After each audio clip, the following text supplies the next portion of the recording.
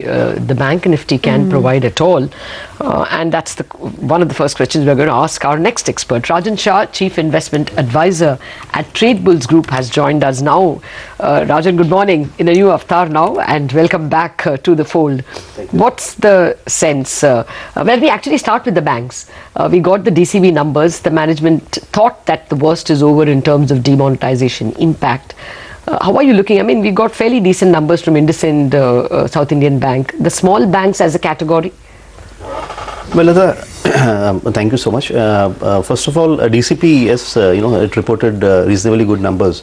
But, very frankly, I'm not so positive on the banking space, actually. Yes, it will do reasonably fine. But I think this payment bank is going to be very disruptive, actually. And just about a couple of days back, Airtel launched this payment bank going national with almost 2.5 lakh, outlets. Now, these are going to be banking points, actually, So this could be something very interesting. And now, over the next probably 2-3 months, Reliance also would go on stream. So, in fact, currently they have about 2.5 lakh outlets, and this is likely to be scaled up to 4 lakh by June. That's what the MD said, actually. So, I think payment bank could be a very interesting thing, and I think one should look at that segment more than the banking space, actually. Well, they have UPI to counter them, but yeah, let us see how. So in the finance space, there isn't anything that you're looking at. You prefer the NBFCs to banks? Yeah, certainly NBFCs. Actually, and NBFCs which are more focused on rural India, like Mahindra and Mahindra Finance, looks very interesting. Lata, if you see over the last 6 years what has happened in Mahindra and Mahindra Finance, their number of offices has gone up from 600 offices to 1200 offices currently. So they have doubled. The number of employees has gone up from, I think, about 9,500 to almost 16,000. So that's up by 60%.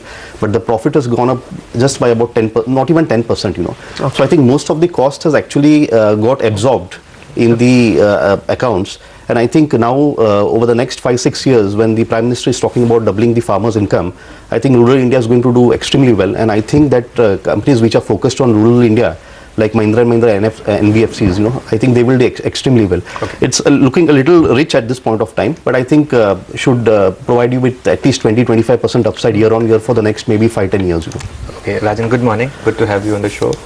Your thoughts on, four-wheelers like Maruti, which have done well, or even a couple of two-wheeler stocks like Eicher Motors. Do you get a sense that the demonetization worries are behind the sector, or could we have some more worries going forward?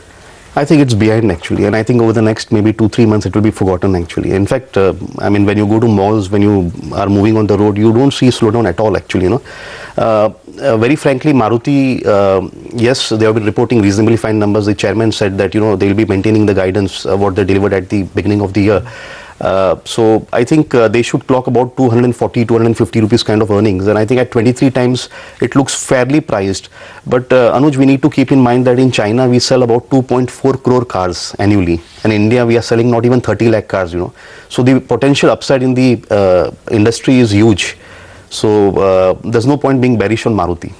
Okay, yes, I know very few people who are bearish on that stock. But the potential for the roads and the pollution is a little scary. No, but I am sure that with this government, we have a working government, a government which is I was just really working hard. And I think that over the next 2.5 years, we'll see the benefit of what the government has been doing, actually. I see a roaring bull market ahead, Lata. Okay, what about the IT space? Infi and TCS were in focus last week. The earnings were okay for Infosys, but there was some weakness we saw in the top clients for them. Would that worry you, and would you be buying any of these stocks now?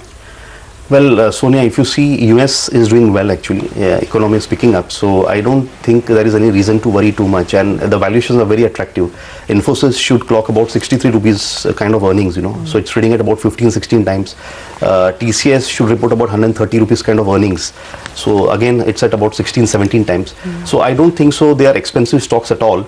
The downside is very limited. The upside is reasonably fine. And I think the huge, big opportunity of digitizing India is also a big opportunity for these companies, So I think they should do reasonably fine. Okay, well, since you interjected by saying that you're extremely positive on the markets, what are the 2017 targets you are looking at? Say for the Nifty or any of them. See, for the Sensex, I do feel probably a probability of 32,000, by the end of December. But Lata, I am not in the market for 1 year, 2 year. I am in the market for 3 to 5 years, And whatever the government has been doing so far, and whatever the government, I think this budget is going to fire up the economy actually. A lot of steps for the poor. It's going to be very pro farmer budget. Plus the focus will be on improving consumption on the infrastructure space. So I think this is going to fire up the economy, and I am sure that the results of this will be visible after a while. Nothing happens over a period of 12 months. So if you're looking at over the next 3 years, probably we could be beyond 50,000 Sensex. Okay, so any top calls that you have in terms of stocks? You spoke about, some of them in the NBFC space, some of them in the agri space, but 2 or 3 top ideas from mid caps? Well, I would give you from large cap actually first. Sure, Reliance is looking extremely positive, Sonia. I'll just explain. The capex cycle of Reliance is almost coming to an end. I think probably by March or June it should be over. Jio is up and doing well, almost 6.5-7 crore subscribers. I think they should have got it by now. The retail business is doing reasonably fine. The payment bank is going to be getting active over the next 3-4 months. And the interesting point is that it's the cheapest frontline stocks. It's quoting at 10 times the FY18 earnings. And I'll make a very interesting comparison over here, Lata and Sonia. In 2008, Reliance reported a profit of 15,000 crores. This year, probably it will touch about 30,000 crore, nearby that. So over the last 9 years, the profit of Reliance has actually doubled, but the stock is down. If you take the price of January 2008, it touched 3,200, then it gave a 1:1 bonus. So adjusted, it was 1,600 rupees. Today it's at 1,100 rupees. So it's down 30%. A company whose profit has doubled over the last 9 years is trading at 30% discount to its peak.